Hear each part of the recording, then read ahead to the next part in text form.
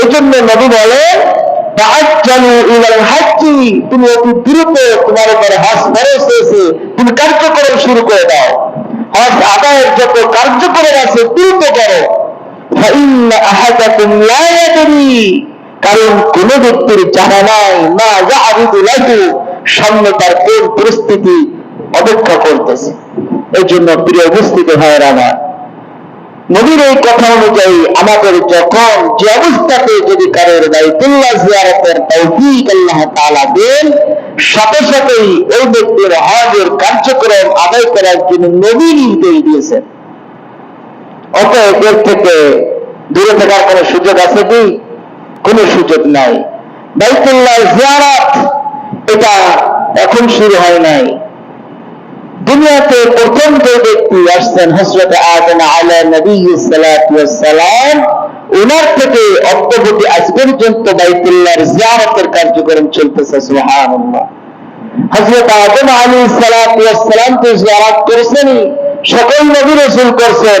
এই কাবা শরীফ দুনিয়ার বিভিন্ন সময় পরিবর্তনের সাথে সাথে কাবারও পরিবর্তন হয়েছে, ধ্বংস হয়েছে, আবার তৈরি হয়েছে। যেমন নূহ আলাইহিস সালাতু ওয়াস সালামের পিরামনে কাবা ধ্বংস হয়ে গিয়েছিল, নিঃশেষ হয়ে গিয়েছিল। এই ধ্বংস কাবাকে আল্লাহ সুবহানাহু ওয়া তাআলা জিবরাইলের মাধ্যমে আমাদের আদি পিতা, জাতির পিতা হযরত ইব্রাহিম আলাইহিস সালাতু ওয়াস সালামের মাধ্যমে আবার পুনর্নির্মাণ করেছেন। কাবা বর্তমান যে অবস্থাতে ওই হাতিমে কাবা সহ এটা কে নির্মাণ করেছিলেন? হযরত ইব্রাহিম আলাইহিস সালাতু ওয়াস সালাম। তারপর থেকে যত নবী রাসূল আসছেন সবাই এই কাবাকে জিয়ারত করেছেন। সৌভাগ্যের বিষয় কিনা বলেন? সৌভাগ্যের বিষয়, সবাই জিয়ারত করেছেন এই কাবাকে। কাবা ঘর তৈরি করলেন, তৈরি করার পরে আল্লাহ তাআলা হযরত ইব্রাহিম আলাইহিস সালাতু ওয়াস সালামকে নির্দেশ দিলেন মানুষদেরকে কাবার দিকে ডাকার জন্য। কোন দিকে ডাকার জন্য?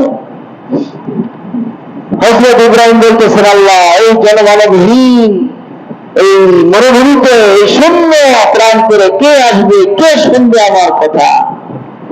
দেখছেন অবস্থা, যেখানে ইব্রাহিম আলাইহিস সালাতু ওয়াস সালামকে মানুষকে ডাকার কথা বলতেছেন, সেখানে তো কেউ নাই, এক বিশাল মরুভূমি। কিছু মানুষ থাকলে তো অনেক মানুষ সেখানে নাই। পৃথিবীর কোথায় মানুষ রয়েছে, কে শুনবে আমার কথা? এখান থেকে আমরা কি বুঝি? আল্লাহর আদেশ। কি হচ্ছে না হচ্ছে এটা বড় কথা না, আমাকে আমার আল্লাহ আদেশ করেছেন, রাসূলের নির্দেশ অনুযায়ী সেখানে কর্তব্য অনুযায়ী সেটা আমার করতে হবে। ইব্রাহিমকে আদেশ করেছেন আল্লাহ,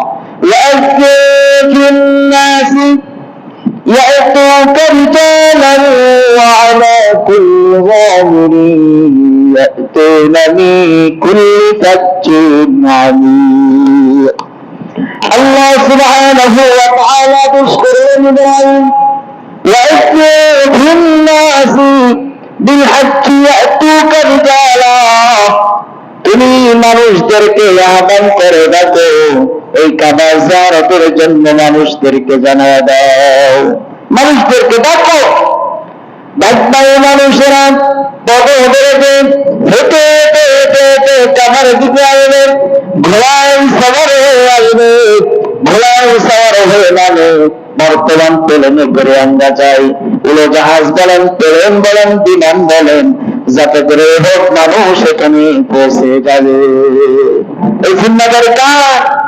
আজকে দেখেন পৃথিবীর মানুষ সেখানে পঙ্গপালের মতন পড়ে আছে, কে কত যাবে, কে কার আগে যাবে, প্রতিযোগিতা। যেমন আমাদের দেশে তো সিরিয়াল লাগে, যদি এখন টাকা অনেক বেশি হওয়াতে মানুষ একটু কম যাইতেছে, যখন এর দিকে একটু কম ছিল এমন সিরিয়াল চলছিল নিবন্ধনে যে 1 বছর 2 বছরের সিরিয়াল পাওয়া মুশকিল ছিল।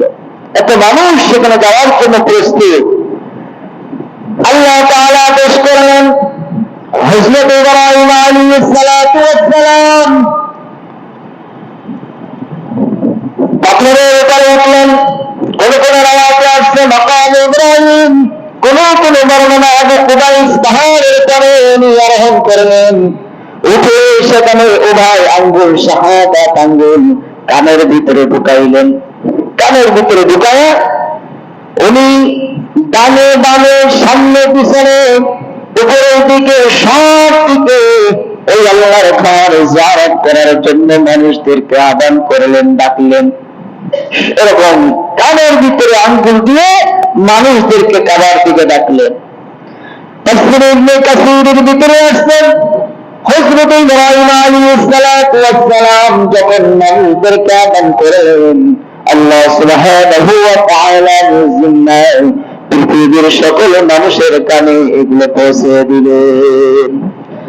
শুধু তাই নয়, ইবনে কাসীর বলেন আল্লাহ তাআলা আলামে আরওয়ার ভিতরে যারা রয়েছে, রূহের জগতে যারা ছিল, পশ্চিম প্রান্তে পূর্বে উত্তর দক্ষিণ যে যেখানে আছে, যে সমস্ত ব্যক্তিরা ইব্রাহিমের আওয়াজ একবার শুনতে পেয়েছে, তারা জীবনে একবার হজ করবে। সুবহানাল্লাহ। যে ব্যক্তি 5 বার শুনেছে, ওই কাবা জিয়ারতের তৌফিক তার 5 বার হবে। যে 10 বার শ্রবণ করেছে, 10 বার তৌফিক হবে। 20 বার শ্রবণ করে থাকলে 20 বারে কাবা জিয়ারতের তৌফিক ওই ব্যক্তির নসিব হয়ে যাবে। প্রিয় ভাইরা আমার, আল্লাহ সুবহানাহু ওয়া তাআলা নিজের জিম্মাদারিতে মানুষের কর্মে করে আওয়াজ ইব্রাহিমের আওয়াজকে পৌঁছে দিলেন। বলা উদ্দেশ্য হলো, ইব্রাহিমকে বলেছেন তুমি এই কাজ করো, ইব্রাহিম করেছেন, পৌঁছে দেওয়ার জিম্মাদারি কার? আল্লাহ তাআলার আদেশ, তুমি আমার হুকুমকে পালন করো। কবুল করা না করার জিম্মাদারি কার? আল্লাহর। অতএব আমি কি পারতেছি না পারতেছি, আমাদের যে ইবাদতের অবস্থা অনেক দুর্বল হালাত, কিন্তু না, আল্লাহ বলেছে কাজ করতে আমি করবো, বাস এদিকে আর কিয়া যাবে। হারাম বর্জন করতে বলেছে তো বর্জন করলাম, আমার যতই কষ্ট হোক ওই কষ্টের নিবারণ করে নেওয়া কে? আল্লাহ।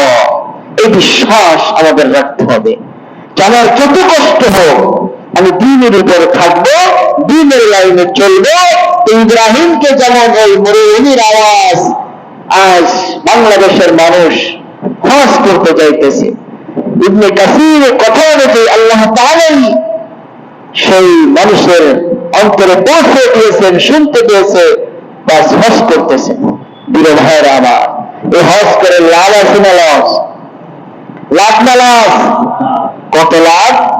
বুখারীর ভিতরে নবী আলাইহিস সালাতু ওয়াস সালাম বলেন, মান হাজ্জা লিল্লাহি ফালাম ইয়ারফা ওয়া লাম ইয়াফসিক রাজআ কায়াউমিন ওয়ালাদাতুহু উম্মুহু রাহমাতুল লিল আলামিন। সাইয়্যিদুল আলম নবী আলাইহির উম্মতের দল, যদি কোন ব্যক্তি হজ করে, মান হাজ্জা লিল্লাহ, একমাত্র শুধুমাত্র রব্বে কারীম আল্লাহর জন্য যদি কেউ হজ করে, আর হজ করতে গিয়ে যদি নিষিদ্ধ বস্তুগুলো পরিহার করে, হারাম কোনো কাজ না করে, গুনার কাজ যদি না করে, হারাম কাজ গুনার কাজ পরিহার করে যদি কোন ব্যক্তি হজ করে, হজ থেকে ফিরে আসবে এমন অবস্থা কেমন যেন নিজে মায়ের পেট থেকে দুনিয়ায় আসলো।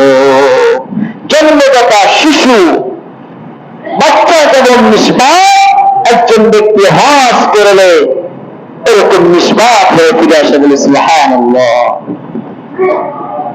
হযরত আহমদ ইবনে হাম্বল রাহমাতুল্লাহ আলাইহি বলেন, আল-হাজ্জুল মাবরুর লাইসা লাহু জাযাউন ইল্লাল জান্নাহ। হজ্জ মাবরুর কবুলিয়ত হজ যদি কোনো ব্যক্তি আদায় করতে পারে, ওই কবুলিয়ত হজ ওই ব্যক্তির তার প্রতিদান হলো একমাত্র আল্লাহর জান্নাত ছাড়া অন্য কিছু না। কবুলিয়ত হজের প্রতিদান একমাত্র কি বলেন? জান্নাত। একমাত্র কি? জান্নাত। জান্নাতের নাম বলতে আপনাদের কষ্ট হয়। কবুলিয়ত হজের প্রতিদান জান্নাত ছাড়া অন্য কিছু নয়। ইল্লাল জান্নাহ। যদি কোনো ব্যক্তি হজে মাবরুর করতে পারে, তাহলে এই ব্যক্তির আমলনামায় জান্নাতের ঠিকানা এসে যায়। বলে সুবহানাল্লাহ। রাসূল আমার বলেন তাবিউ বাইনাল হজ্জি ওয়াল উমরাতি ফাইন্নাহুমা ইয়ানফিআনি ফাকর ওয়াল যুনুব। মুসলিম শরীফের ভিতরে আছে নবী আবার বলেন এর উম্মতের দল মনে করতেছে হজ ফরজ হয়েছে, যদি এখন হজে যায় অনেক টাকা শেষ হয়ে যাবে। আমাদের দেশের মানুষের বয়স যদি ভারী না হয়, বুড়া না হয়, মাথাটা পিছু না হয়, তাহলে আর হজে যেতে চায় না। কারণ চাকরিজীবীদের ইচ্ছা হলে চাকরিটা শেষ হোক, রিটায়ার হবে, বিশাল অঙ্কের টাকা দেবো, তারপরে যাবে। কিন্তু এর আগেই তার হজ ফরজ হয়ে বসে আছে। অনেক মানুষ ছেলে মেয়ে বিবাহ হয়নি, চিন্তা করছে ছেলে মেয়ের বিবাহ হয়ে যাক, তার ঘরে যাব। ভাইরা আমার, হজ করার জন্য ছেলে মেয়ের বিবাহ কি শর্ত? বলেন শর্ত? হজ করার জন্য নিজের বিবাহ শর্ত না, ছেলে মেয়ে তো অনেক দূরে, নিজের বিবাহ শর্ত না। যখনই হজ করা যাবে তখনই আদায় করতে হবে। বলেন যদি কোন ব্যক্তির 15 বছর বয়স হয়েছে, 12 বছর বয়সে নামাজ ফরজ হয়েছে, ওই ব্যক্তির কি বিবাহ শুরু করার পরে নামাজ পড়া লাগবে? এরকম কোন কথা আছে নাকি? তাহলে নামাজ আর হজের ভিতরে তো পার্থক্য নাই। বরং আমি আগেই শুনে আছি কার্যক্ষেত্রে নামাজ থেকে হজের ফরজের গুরুত্ব বেশি। কারণ নামাজ যে কোনো সময় কাজা করা যায়, হজ যে কোনো সময় কাজা করা যায় না, সম্ভব না, ইচ্ছা করলেই করা যায় না। এই জন্য নিজের বিবাহকে হজ করতে শর্ত না, তাই ছেলে মেয়ের বিবাহের চিন্তা করছি। অনেকে চিন্তা করে ছেলে মেয়ে প্রতিষ্ঠিত হোক, তার ঘরে যাব। অনেকের অনেক চিন্তা করতে করতে আমাদের দেশের মানুষ যখন বুড়া হয়ে যায়, অসুস্থ হয়ে যায়, তখন হজ করতে অধিকাংশ মানুষ যায়।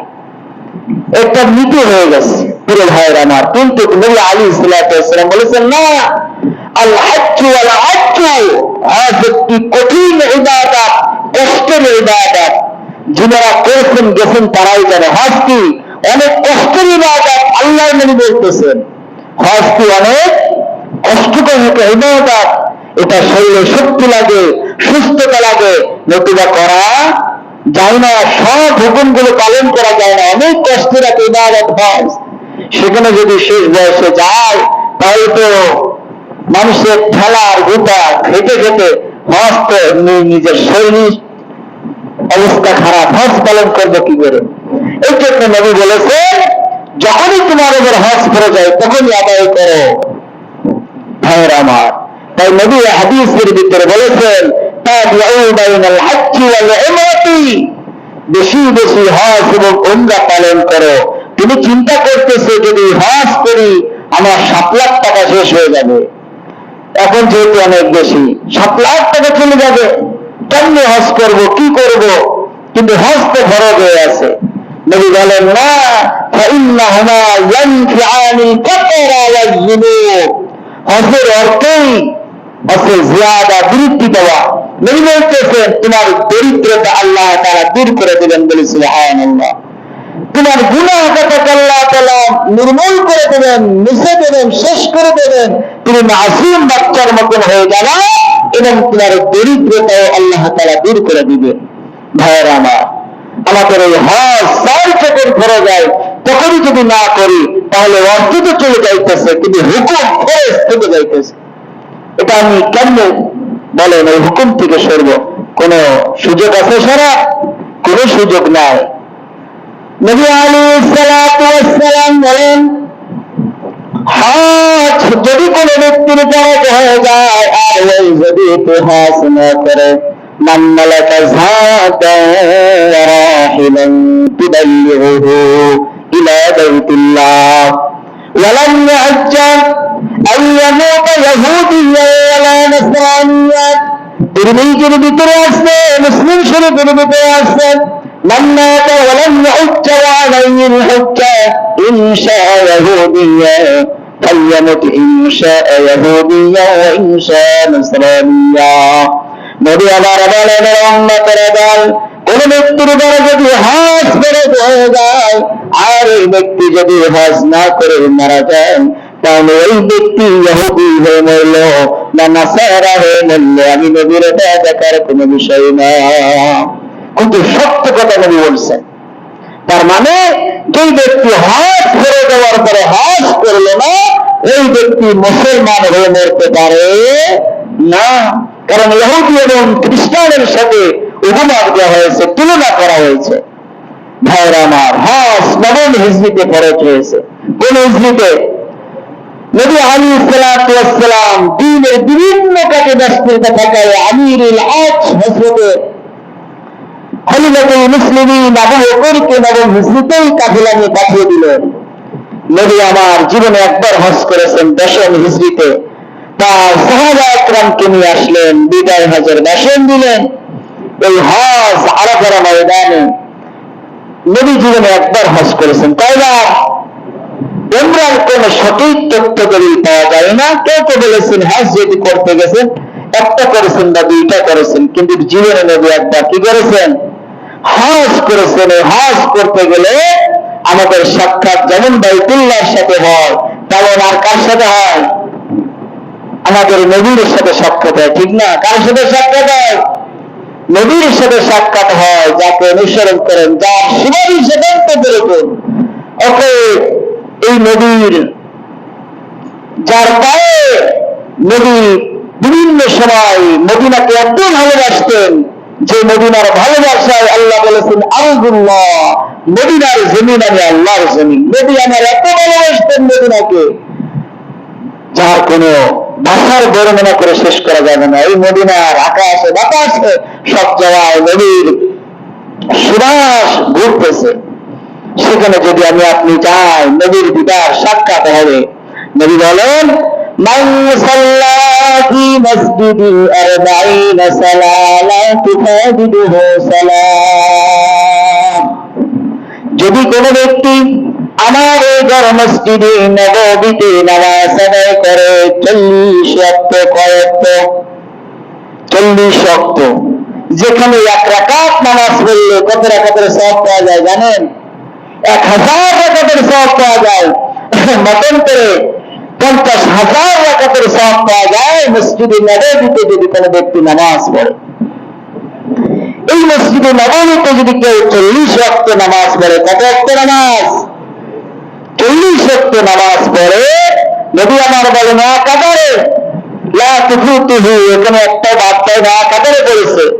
যদি কেউ বাদ না দেয়, আল্লাহর নবী আলাইহিস সালাতু ওয়াস সালাম বলেন ওই ব্যক্তির আল্লাহ ওলি হওয়ার জন্য এতটুকুই যথেষ্ট। বলে সুবহানাল্লাহ। ওখানে যারা হজ করতে যায় তাদের জন্য বড় সৌভাগ্য, ওখানে 40 ওয়াক্ত নামাজ আদায় করতে পারে। কয় ওয়াক্ত নামাজ?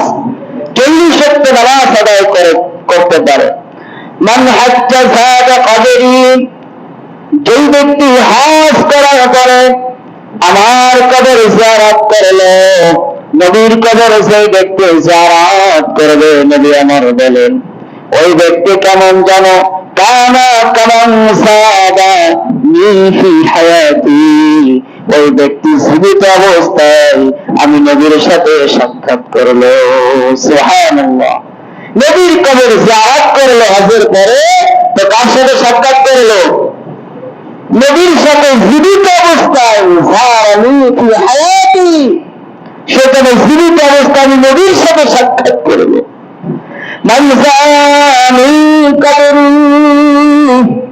যেই ব্যক্তি আমার কবর জিয়ারত করলো, সেই ব্যক্তির জন্য যেমন জান্নাত ওয়াজিব হয়ে যায়, তেমনি আমি নবীর জন্য তার জন্য সুপারিশ করা ওয়াজিব হয়ে যায়। যে আমার কবর জিয়ারতে আসবে, আমি নবী তার সুপারিশের জন্য আমার জন্য জিম্মাদারি এসে যায়। বলে সুবহানাল্লাহ। ভাইরা আমার, এই নবীর কবর হজ করতে জিয়ারত করা যায়। হজ করতে গেলে কি নবীর কবর জিয়ারত করার সৌভাগ্য অর্জন হয়। এর জন্য হজ করতে যাওয়ার নিয়ত আছে না নাই? সবারই আছে তো ইনশাআল্লাহ। দুনিয়া থেকেই হজ করতে গেলে জান্নাত পাওয়া যায়। কি পাওয়া যায়? জান্নাত কোথায় পাওয়া যায় জানেন? নবী বলেন মা বাইনা বাইতি রাওযাতুন মিন রিয়াদিল জান্নাহ ওয়া মিন নারি আলা হাওদি।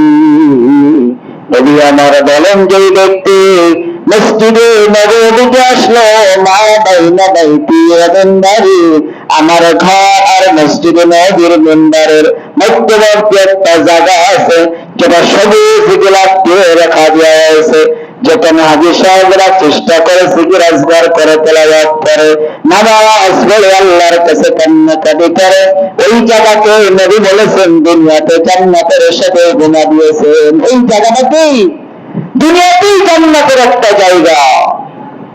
আসলে এখানে না গেলে যে অবস্থা তৈরি হয় ওটা যে গেছেন সেই বুঝবে, আমরা তো বলে বোঝাইতে পারবো না ওখানকার অবস্থা যে কি, এটা আল্লাহ কি ভালো জানেন।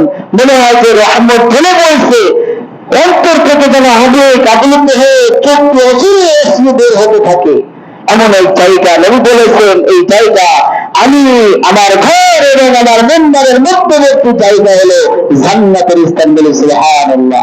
আর আমার যে মেম্বার দেখো অমেম্বারে আলা হাউদি, আর আমার মেম্বারের নিচে হলো হাউজে কাউসারের অবস্থান। বলে সুবহানাল্লাহ। হাউজে কাউসারের পানি খেতে চলার মন চাইতো? বিশাল কিয়ামতের ভয়াবহ অবস্থার ভিতরে নবীরা পরিচিত নাফসি নাফসি করবে, এমন অবস্থায় নবী বলেন একবার যদি হাউজে কাউসারের এক গ্লাস পানি খাইতে পারে তাহলে ওই 50,000 বলেন বিশাল যে কিয়ামতের সময় দাঁড়িয়ে থাকতে হবে দীর্ঘ সময়ে এক গ্লাস পানিতে হিসাব নিকাশ শেষ হওয়ার পর্যন্ত আর তৃষ্ণা হবে না। বলে সুবহানাল্লাহ। এই হাউজে কাউসারের পানি তার নিচেই তার অবস্থান। অতএব বোঝা যাইতেছে কবুলিয়াত হাজ এবং নবীর কবর জিয়ারতে যদি কেউ কবুলিয়াত অর্জন করতে পারে তাহলে সেই ব্যক্তির সুপারিশ এবং হাউজে কাউসারের পানি তার নসিব হয়ে যায়। বলে সুবহানাল্লাহ। তাহলে কার জন্য এর খরচ? ولله على الناس حج البيت من استطاع إليه سبيلا। ওই ব্যক্তির জন্য হজ ফরজ হবে যে ব্যক্তি নিজের পরিবারকে পরিচালনা করার জন্য যথাসম্ভব সুস্থভাবে সঠিকভাবে পরিচালনা করেছেন এবং ওই কামাগারকে জামাত করে সঠিকভাবে নিরাপদে ফিরে আসার মতন অর্থ জোগাড় করতে পেরেছে, পরিবারকে চালাইছে এবং এমন অর্থ তার কাছে রয়ে গেছে যেটা বাইতুল্লাহ গিয়ে আবার ফিরে আসতে পারে। এই বাইতুল্লাহ যাওয়া আসার ভিতরে পরিবারকে চালানোর যে অর্থ সে পরিবারকে দিয়েছে, দিয়ে যে সম্পদ আছে অর্থ আছে তাকে বাইতুল্লাহ গিয়ে নিরাপদে ফিরে আসতে পারে এমন অর্থ তার কাছে আছে। আল্লাহর নবী বলেন ওই ব্যক্তির জন্য আল্লাহ তাআলা হজকে ফরজ করে দিয়েছেন। বলে সুবহানাল্লাহ। তাহলে কি জানলাম? যে ব্যক্তি নিজের পরিবারকে চালানোর জন্য যে অর্থ সম্পদ ব্যয় করেছে এবং এখন 40 দিনের অর্থ বাড়িতে রেখে মক্কায় গিয়ে আবার আসার মতন অর্থ যদি কারো থাকে ওই ব্যক্তির উপর হজ ফরজ করে দিয়েছেন কে? যিনি নামাজ ফরজ করেছেন, রোজা ফরজ করেছেন, যাকাত ফরজ করেছেন, তিনি হজ ফরজ করেছেন। আল্লাহ বলতেছেন শোনো, ওয়ামান কাফারা, যে ব্যক্তি অস্বীকার করবে, কুফরি করবে, হজ করবে না, মনে করতেছে আল্লাহ দরিদ্র না, গনিয়্যুন আনিল আলামিন, তাদের জানায় দাও হে নবী আমি আল্লাহ কারোর মুখাপেক্ষী নয়। কেউ যদি না আসে অসুবিধা নাই, অস্বীকার করলে অসুবিধা নাই, কিন্তু সমস্যা আছে না নাই? অবশ্যই আছে। এই জন্য আল্লাহ তাআলার জন্য না নিজের জন্য আল্লাহ হুকুম করেছেন, ইব্রাহিমকে হুকুম করেছেন যেমন আদায় করেছেন। আমাদের হুকুম যে ব্যক্তির মক্কায় যে আসার মতো অর্থ অতিরিক্ত থাকবে এই ব্যক্তির হজ করাই লাগবে, অবধারিত খরচ। নবী আলাইহিস সালাতু ওয়াস সালাম বলেন ইন্নাল্লাহা ক্বাদ ফারাদা আলাইকুমুল হাজ্জা ফাহাজ্জু। মুসলিম শরীফের ভিতরে নবী বলেছেন নিশ্চয়ই আল্লাহ তাআলা তোমাদের উপরে হজকে কি করেছেন?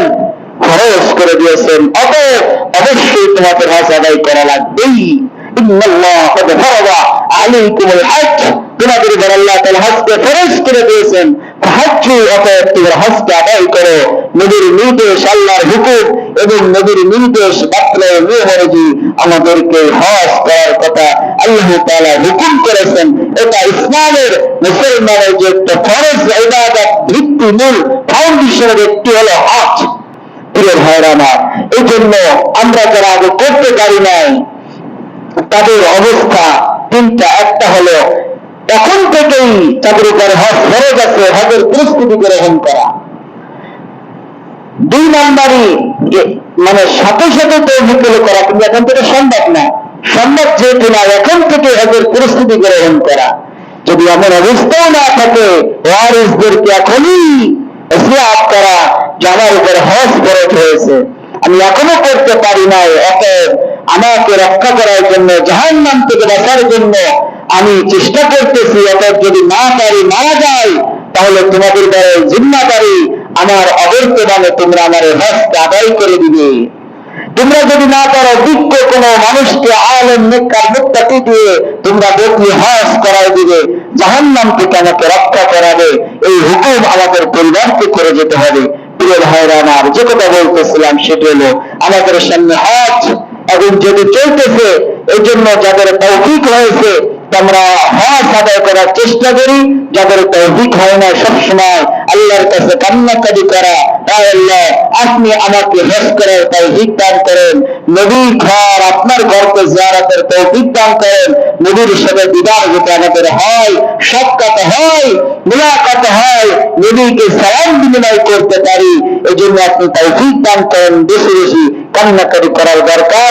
আল্লাহ তাআলা আমাকে আমাদের সকলকে কাবা জিয়ারত এবং নবীর সাক্ষাতের জন্য কবুল করেন, বলেন আমিন।